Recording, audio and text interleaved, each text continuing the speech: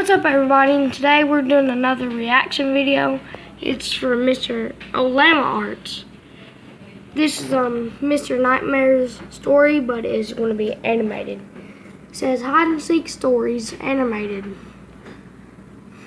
So it's actually a creepy story.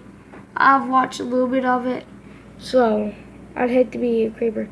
So subscribe to Olama Arts, subscribe to Mr. Nightmare, and subscribe to me. Okay. We're going to start. Yeah, start. You paused it. Oh, pause it. Don't know what I'm doing. There we go. When I was a kid, my parents would sometimes bring me down to my aunt and uncle's place to stay for the weekend. Mainly, I'd spend time playing with my two cousins who were around the same age as me. They lived on a small farm with plenty of open space, and we could run around doing pretty much whatever we wanted. If we thought we could get away with it, the three of us would sometimes cross over to the neighboring farm about half a mile away. It had been abandoned for decades, with a scattering of derelict buildings and other structures still standing on the property, just begging to be explored. This was of course a gold mine for three adventurous young boys such as ourselves, especially after my cousins told me stories about the deaths that took place in the house. It was pretty classic fare. Man goes crazy, axe murders his entire family, hangs himself, returns every night as an angry spirit looking for new victims.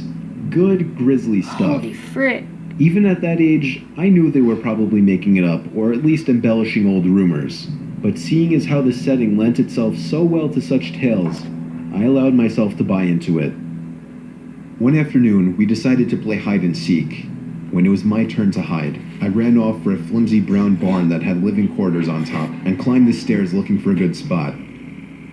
There was still furniture inside, and personal belongings lay scattered across the floor. I maneuvered over broken dishes, tattered clothes, and crumbling books, eventually coming to a small room with a closet. Jackpot. There were even long black dresses still hanging on the rod that I could hide behind. I stepped inside and managed to force shut the folding door. Sorry guys, I'm gonna pause this. Okay. So, This is pretty scary. yeah. My only Pause the illumination video. was a slit of sunlight that shone through the crack in the door from a nearby window. I crouched down with knees tucked into chest and waited. Some time passed and there was still no sign of my seekers. I waited some more, debating if and when I should give myself up. After nearly an hour, this was starting to get boring. My head drooped. I woke with a jerk. It was pitch black. Drowsy and confused, I forgot for a minute where I was or what I had been doing. As it came back to me, the realization that it was now nighttime and that I had been abandoned here filled me with sinking dread in the pit of my stomach. I tried to get up, but a sudden cramp in my calf kept me grounded. I squirmed about, waiting for it to pass, when I heard a door slamming shut downstairs. And instantly froze. Frick. One of my cousins? There was Nope. a brief period of silence, then footsteps at the bottom of the stairs. But not just footsteps, a thud too. After every other step, Oh god. these weren't the footfalls of a child. They were slow, heavy, deliberate. I held my breath, praying they would go away. They did not. The noises continued to ascend. Oh god, this is getting creepy. After another moment of silence, the walking resumed, this time along with a steady scraping sound, like something heavy being dragged across the floorboards. The footsteps made their way through the debris and wandered aimlessly through the various rooms. Sorry guys. I thought I could smell something faintly putrid. The constant scrape sent cold shivers coursing down my arms and back. My worst fears were realized when the steps reached the bedroom doorway. They got closer and closer and finally stopped directly in front of the closet door. I couldn't see a thing.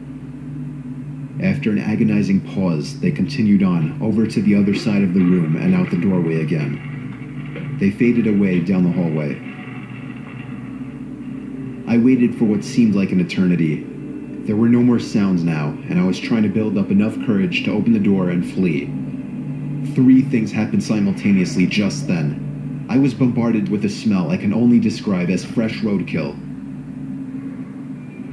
I heard raspy breathing behind me in the dark closet, and I felt hot breath against the nape of my neck. That was enough for me to hurtle myself out from the confines of that nightmare space, relying on memory and scant moonlight to navigate through the darkened house. All the while, I heard footsteps chasing behind me, closing in with terrifying speed. It was a clumsy, torturous escape full of trips and bumps and blind stumbling. I never looked back, at least not until I had burst out the front door and into the country night. And when I did turn around, I saw absolutely nothing. There were no more footsteps and nobody was chasing me. That didn't stop me from running though, all the way back to my aunt and uncle's house. There was a police car in the driveway when I got back. My parents were there too, worried sick. Everybody demanded to know where I had been. Apparently, when my cousins still hadn't found me by evening, they'd returned home to tell their parents. Eventually, the police were called in and informed me that they had already scoured every building on the farm. The insinuation that I was lying about my whereabouts didn't go unnoticed. None of it made any sense. It wasn't until years later that one of my cousins filled in a final piece of the story. He and his brothers had spent hours searching for me like they said, but the part they didn't tell anyone was that they thought they spotted me in the window of the bedroom I was hiding in. And when they got closer, they saw that it wasn't me. A young boy neither of them recognized was smiling and waving down at them and gesturing for them to come upstairs. That's when they ran back home. All of this while I slept in the closet. Alrighty then.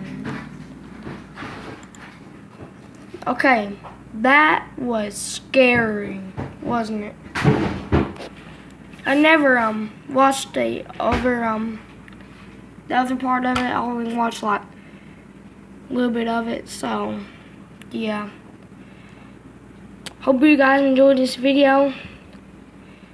So like, subscribe, and see you guys next time.